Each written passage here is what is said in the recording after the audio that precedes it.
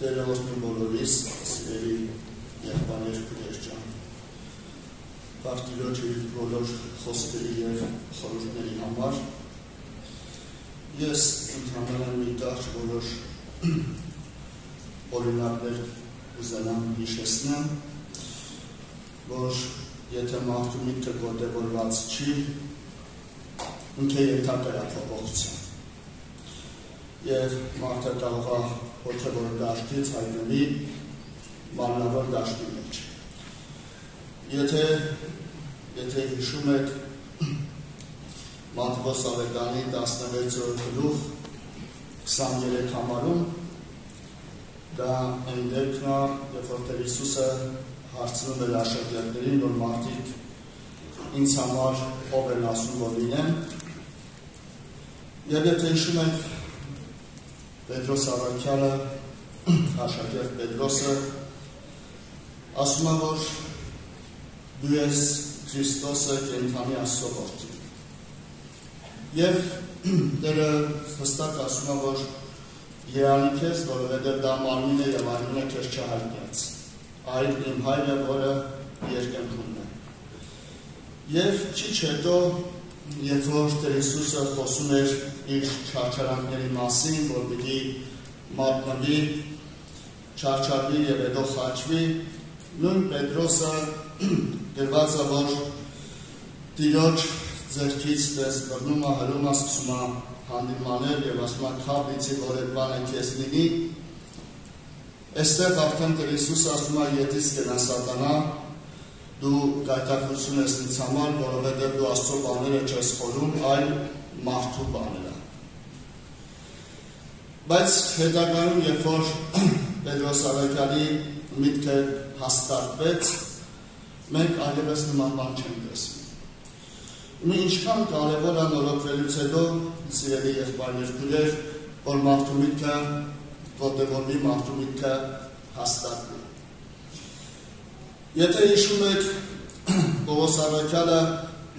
Հռոմեացիների 7-րդ գլխի մեջ, դա հայտնի գլուխ է, եղբայրները դրա մասին բավականին խոսեցին, խոսում է, որ որքան պարտություններ է ինքը կրել։ Ես ուզում եմ, որ 7-րդ գլխից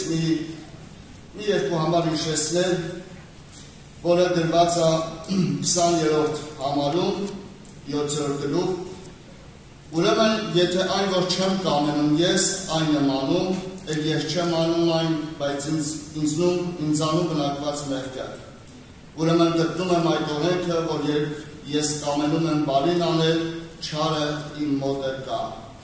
Որովհետև ես հավանում եմ Աստծո օրենքին ներսի մարդով, բայց տեսնում եմ ուրիշ օրենք, իմ անդամներում է, որ իմ մտքի օրենքի դեմ պատերազմում են, և ինձ գերի է բռնում այդ մեղքի օրենքովը, որ իմ անդամներում են։ Եվ վերջին համար ասում է, արդ ուրեմն ես ինքս մտքով ծառայում եմ Աստծո օրենքին, իսկ մարմնով մեղքի օրենքին։ Հիմա եղբայրներ, քույրեր ջան, Պողոս առաքյալը ստեղ շատ պարզ ներկայացնում է, որ ինչքան է եղել իր մոտ, որ ինքը կամեցել է անի մեկ այլ բան, բայց ճիշտ արվել է հակառակը։ Ունեցել է պարտություն, ունեցել է շատ պարտություններ, բայց ի վերջո ունեցավ հաղթություն։ Եվ այստեղ Պողոս առաքյալը ներկայացնում է հաղթության հաջողությունը որտեղ էր, թեև բազում պարտությունների մեջ հետագայում, երբ որ ունեցավ հաղթություն, ինքը ներկայացնում է հաղթության հաջողությունը որտեղից եկավ, եւ այստեղ պարզ գրված է վերջին համարում, ասում է, արդ ուրեմն ես ինքս մտքով ծառայում եմ Աստծո օրենքին։ Սա ինչ է նշանակում։ Սա նշանակում է, թեև բազում պարտությունների մեջ Պողոս առաքյալի միտքը մնացել էր հաստատում։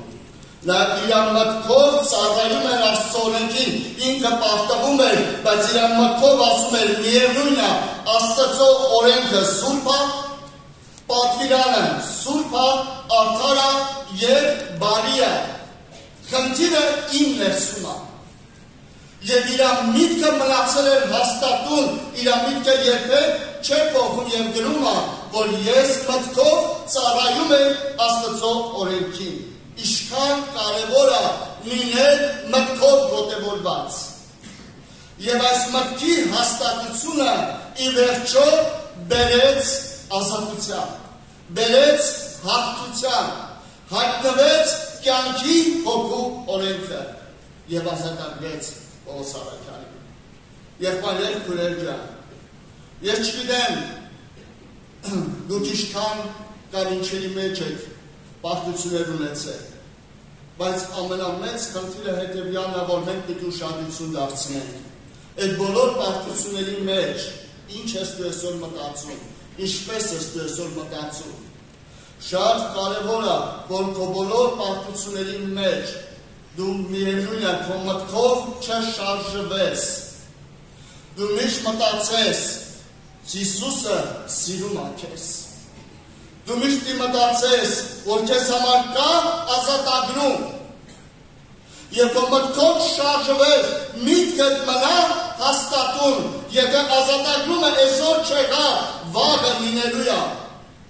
Բայց մտքով քո տեղից չշարժվես, սա շատ կարևոր է։ Նայիր տես, երբ որ միտքդ փոխվել է, երբ որ սկսել ես այլևս ուրիշ կերպ մտածել, ընկել ես հիասթափության եւ հուսահատության մեջ, եւ խնդիրդ ավելի բաղկացել է։ Ես ուզում եմ հին ուխտից ցույց տամ, որ Հեսուի գրքից, որ նաև տեսեք նույն աշխատանքը այն ժամանակ Աստված նաև տայել է հին ուխտում նույն ձևով եւ Աստծո մարդիկ այդպես են ունեցել հաղթությունը։ 8-րդ գլուխ, առաջին գլուխ 8-րդ համարը հայտնի համար, որ շատերս գիտենք, Հեսուի գրքից գրված է հետևյալը. այս օրենքի դիրքը քո բերանիցը չհեռանա, այլ գիշեր եւ ցերեկ նրա վրա մտածես, որ պահես եւ կատարես բոլոր նրա միջի գրված գիտես,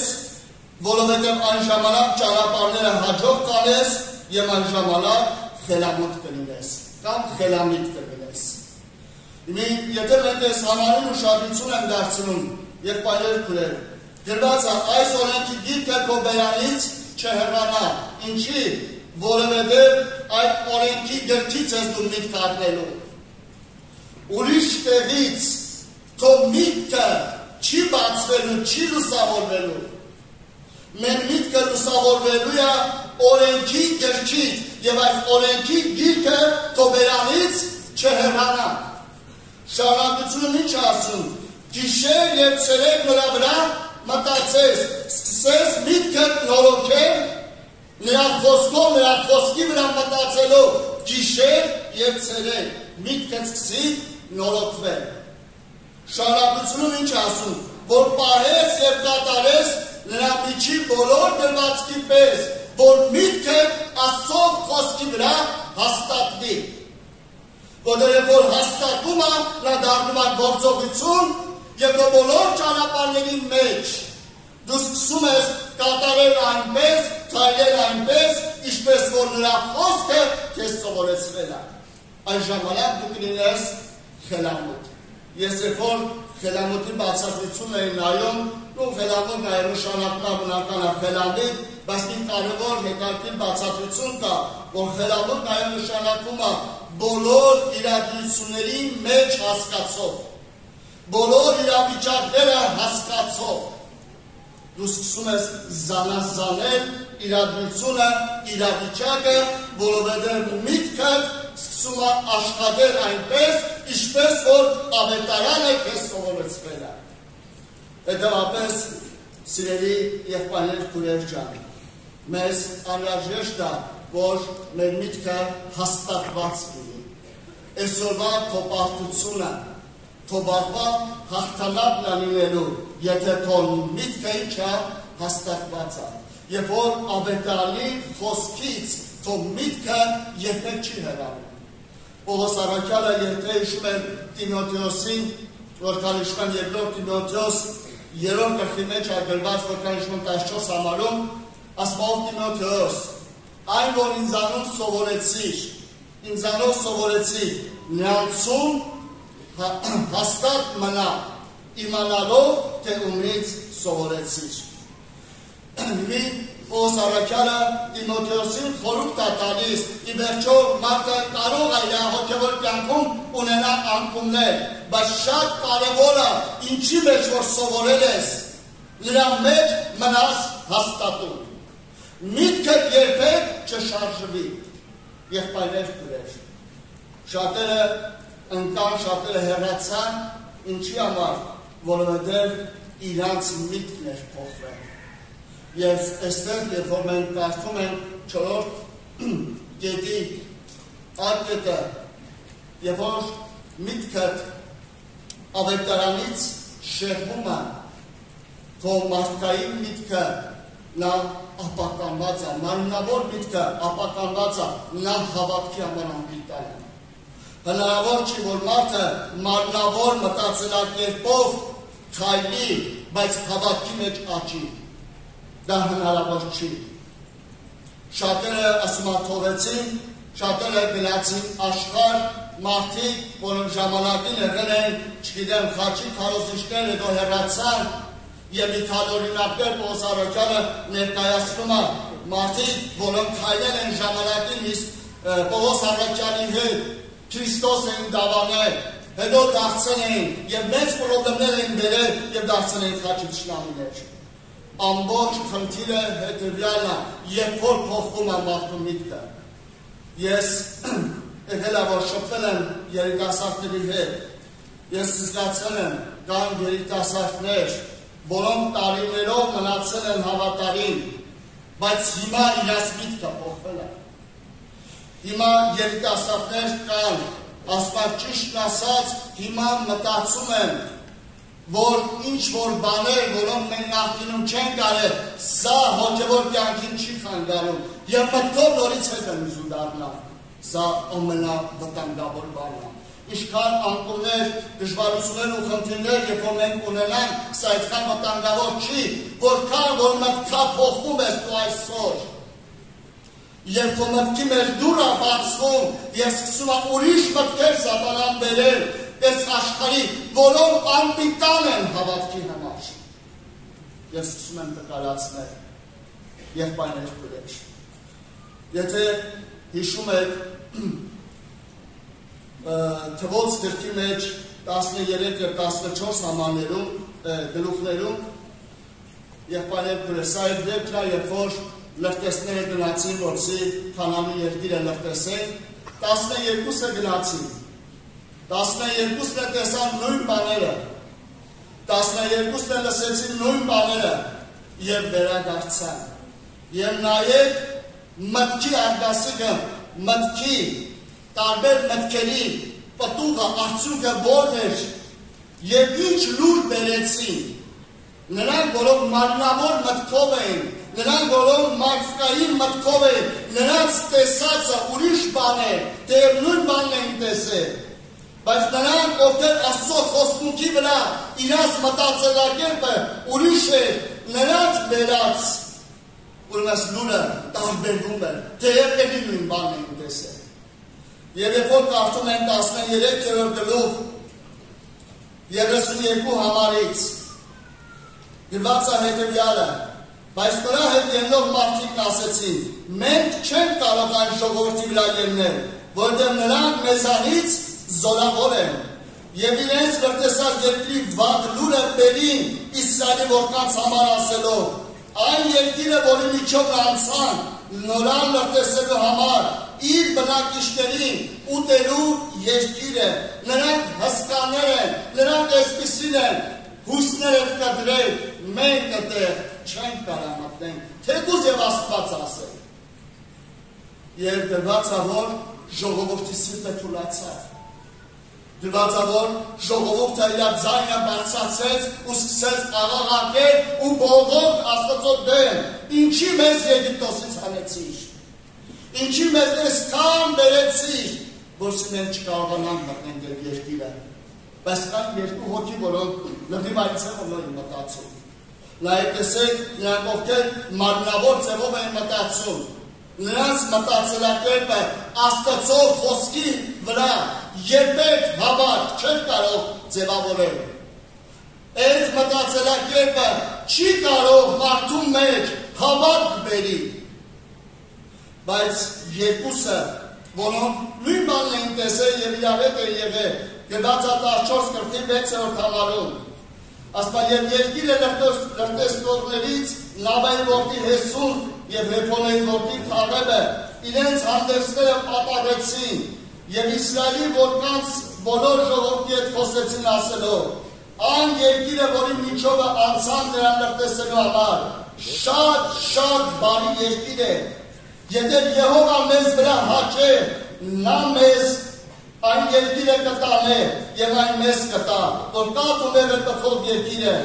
միայն դեր Եհովայի դեմ մի ապստամբեք եւ այն երկրի ժողովրդիցը մի վախենար, որովհետեւ նրանք մեր կերակուրն են։ Հետաքրքիր է, 10 ասում են մենք իրենց համար կերակուր ենք, 2 ասում են նրանք են մեզ համար կերակուր։ Հիմա եղբայրներ քույրեր, նայեք տեսեք մարմնավոր միտքը եւ Աստծո խոստմունքի կամ Աստծո ասացի վրա հաստատված միտքը ինչպես են իրար հակառակ։ Ով մարմնավոր միտք ունի, աստվածաբեր բանը չի, դա չի կարող լինի, հնարավոր չի, բայց ով Աստծո ասացի վրա է հաստատված, նա ասում է մենք մտնելու ենք եւ այդ երկիրը մերն է լինելու։ Ինչքան կարևոր է, ինչպիսին է իմ ու քո մտածելակերպը, եղբայրներ քույրեր, Պողոս առաքյալը այսպիսին է, ուներ պարտություն, բայց միևնույն է ինքը իր մտքով ասում է Աստծո օրենքը սուրբ է, նա ճշմարիտ է, եւ ես պիտի կարողանամ, ես պիտի ունենամ այդ հաղթությունը, եւ ասում է ինձով փոխվի եւ Աստված հայտնեց։ Սիրելի եղբայրներ քույրեր, սա շատ կարևոր է, որ մենք այսօր կարողանանք ոտևորվենք եւ այդ մտքով առաջ գնանք։ Եթե ոչ, մարմնավոր միտքը անպիտան է, նա հավատքի համար բնավ պիտանի չի, նա թույլատնելու է քեզ ամեն ժամանակ, ամեն նեղությունների խնդիրների մեջ, նա սկսելու է քեզ թույլատնել, եղբայրներ քույրեր։ Եվ եթե հիշում ենք մեծ արուստի առակը եւ ժամանակի համար չասեմ, բայց ասմանայի մտքում մտածես, դա գրված է Ղուկաս ավետարանի 12-րդ գլխի 17 համարում, ասմանայի մտքում մտածեց, ինչ անեմ, շտեմարաններս մեծացնել, պտուղներս հավաքնել, ու իմ անձին ասեմ հանգստացի, դեր խմից վաճացի, սա մարդկային միտքն է։ Եղբայրներ քույրեր, եւ Աստված ասեց, դա անպիտան է, այս գիշեր հոգիդ վերցնելու է։ Հետևաբար այսպես կլինի ամեն նրանք, ովքեր Աստծով չեն հարստանում։ Իսկ Աստծով հարստանալը սկսում է քո մտքի հաստատումից։